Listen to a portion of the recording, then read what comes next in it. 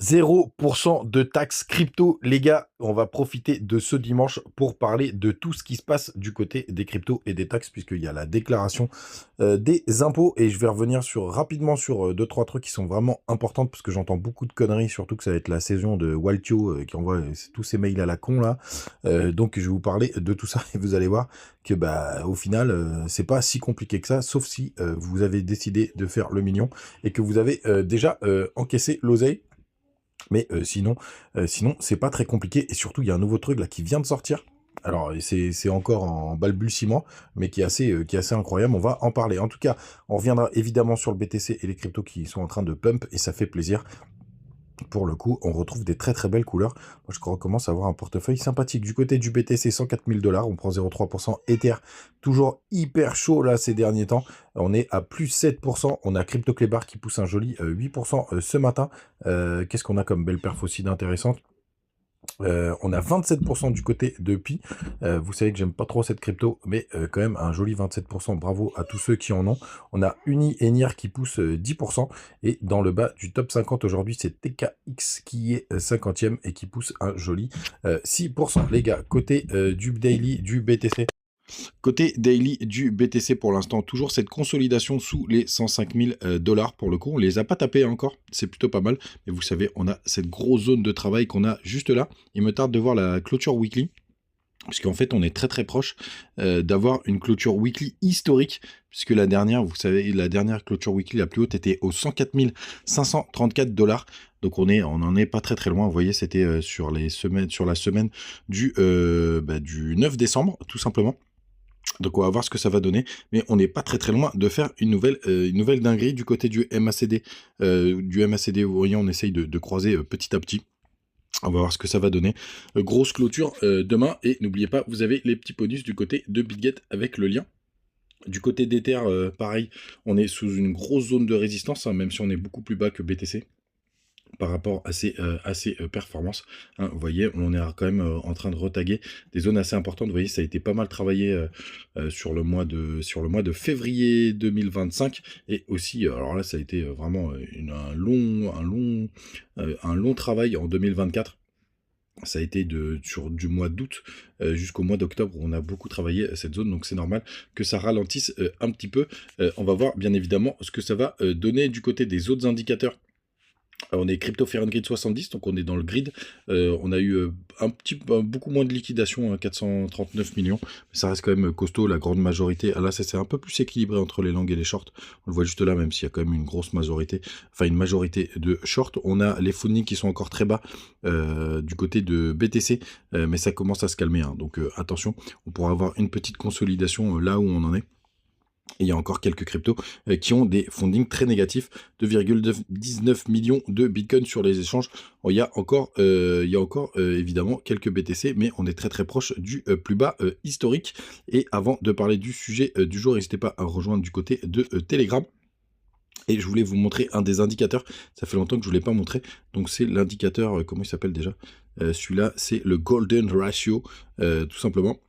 Et quand on est en daily, ce qui est très intéressant avec cet indicateur, attendez, il faut que je le mette sur l'autre graphique, en fait, parce que c'est beaucoup plus lisible. Le P-Cycle, il est très très loin d'avoir croisé, hein. Je le surveille, les gars, comme le lait sur le feu. Mais on y reviendra dessus une autre fois. Et du côté de cet indicateur, donc le Golden Ratio, vous en avez déjà parlé, c'est que à chaque fois, il finit ses bull runs sur le niveau en dessous. Tout simplement, vous voyez ici, là, on était dans la grosse zone grise. Ensuite, on a fini aussi au-dessus de la courbe jaune. Et donc là, cette fois-ci, on devrait terminer entre ces deux petites courbes là, et donc le maximum à l'heure où je tourne, c'est 170 000 $. Donc ça nous ferait quand même une belle target si on vient le toucher. Mais en général, vous voyez, on s'arrête au milieu, donc je serais pas surpris qu'on vienne aller. Vous savez, moi j'ai une target principale aux 130 000 $. Après, vu comme ça pump ces derniers temps, faudra voir si on revoit la hausse. Et si vous passez en daily, c'est à peu près la même histoire, parce que ça marche aussi en daily. Hop. Vous voyez, à chaque fois aussi, il faut revenir pas mal dans le passé, là, au top detected. Vous voyez, on est entre ces deux bornes. Donc là, il faudrait qu'on aille jusqu'à la borne rouge. Et la borne rouge maximale, elle est encore aux 160 000 $ cette fois-ci. Et si est-ce qu'on l'avait touché? Ouais, la bande bleue, on avait bien touché au top detected, mais on l'avait traversé. Et par contre, au moment du top, on est repassé un petit peu en dessous. C'était un bon indicateur. Donc on va voir ce que ça va donner. Mais pareil, on peut avoir des belles perfs jusqu'au moins 120 000, 120 000, 140 000 $. Je serais pas surpris. D'ailleurs, vous le savez, c'est une de mes targets principales. Et je vais vous remontrer pourquoi. Et ça, c'est sur l'autre graphique. On va enlever, tac, on va le cacher. C'est surtout que vous avez la zone, hop, de prolongation de Fibo qui s'étend des 128 000 $ très exactement. Donc c'est les 161 bits de mémoire et les 261 bits jusqu'aux 200 000 $. Donc c'est la grosse zone pour le coup où il faudra TP. Mais c'est plutôt pas mal. Je vous en parle pas tout de suite parce que la bougie n'est pas clôturée. Mais pour le coup, il se passe quelque chose du côté de la Bitcoin dominance. Ça fait longtemps qu'on n'a pas eu une grosse bougie rouge comme ça. Donc ça fait plaisir. Évidemment, on parlera de tout ça dès que la bougie sera clôturée. Donc je pense demain, ETH-BTC. Toujours chaud les marrons chauds tout simplement parce qu'il nous a fait des belles performances ces derniers temps. On va voir ce que ça va donner, les autres indicateurs on en parlera plus tard. N'oubliez pas les petits liens du côté de BitGet, de BingX, le Telegram, et vous avez le Twitter qui nous amène au sujet du jour. Est-ce que j'ai oublié quelques petits trucs? Ah oui, il y a le scénario du drame parce qu'il y a beaucoup de liquidités, mais comme le disait l'un d'entre vous en commentaire, c'était la même chose quand on avait tapé les 15 000, mais je voulais quand même vous rappeler que le BTC, il peut faire ce qu'il veut, et peu importe si je suis boule jusqu'à la fin, jusqu'à fin juin, à minima. Faudra vraiment faire attention. Et dernière petite chose, oui c'est vrai, c'est pour ça que c'est pratique Twitter, parce que ça me fait des petits penses-bêtes. Ça y est, je me suis lancé sur Trade Republic. Alors, pour le coup, les 1% de cashback, alors la douille, entre guillemets, c'est qu'en fait, il faut quand même faire un abonnement mensuel, enfin un virement mensuel automatique et programmé de minimum 50 balles pour pouvoir y avoir accès. Alors moi je m'en fous, ça fait longtemps que je voulais rentrer sur ça, notamment sur les marchés du SP500 pour le coup. Donc ça me dérangeait pas, mais c'est ça qui permet de déclencher les 1% de cashback et surtout les 2,25% du compte courant. Je regardais les comptes sur livret, c'est 0,55. Les seuls trucs intéressants, c'est les LDD et les livrets A si vous êtes en France. Donc pour le coup, ça vaut le coup si vous avez atteint les plafonds d'avoir ça. Et puis c'est sur un compte courant, donc vous avez rien à faire, rien à gérer, vous foutez tout sur le compte courant et c'est peinard. Et si vous êtes stressé avec la carte, vous pouvez bloquer les paiements en ligne et même les retraits au guichet. Donc pour le coup, vous bloquez tout et comme ça vous êtes peinard et vous pouvez l'utiliser au quotidien. Enfin bref, vous avez le petit lien, je sais pas ce que c'est en bonus, il le précise pas. Mais n'hésitez pas à en profiter si jamais vous voulez aller dessus. Allez, le sujet du jour, c'est qu'en fait, il y a la France qui a autorisé désormais le crédit lombard. Alors, qu'est-ce que c'est le crédit lombard?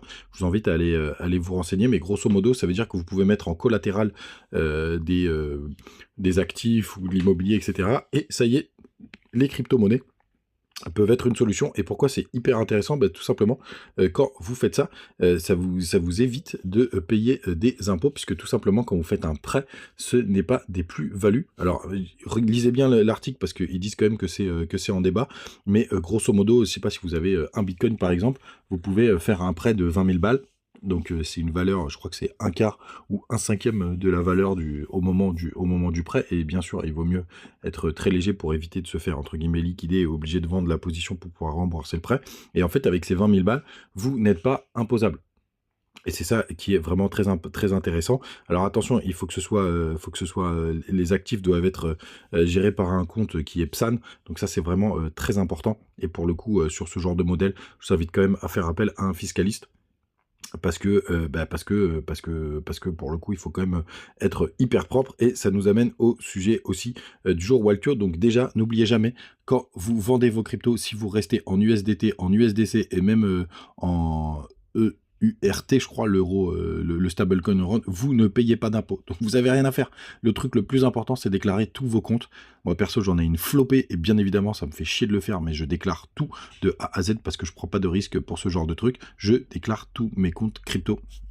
Sauf les Trust Wallet et les Metamask, mais de toute façon j'ai pas grand chose là-dessus, tout simplement. Donc ça, sinon c'est 1500 balles d'amende, donc ça je déclare tout, pas besoin de déclarer de plus-value si vous êtes resté en stablecoin pour le coup, et c'est comme ça que je fonctionne, puisque j'attends soit faire un gros pactole pour pouvoir sortir, sinon je continue de bosser, donc il n'y a pas grand intérêt, et je mise sur plus tard l'avenir et pourquoi pas la retraite.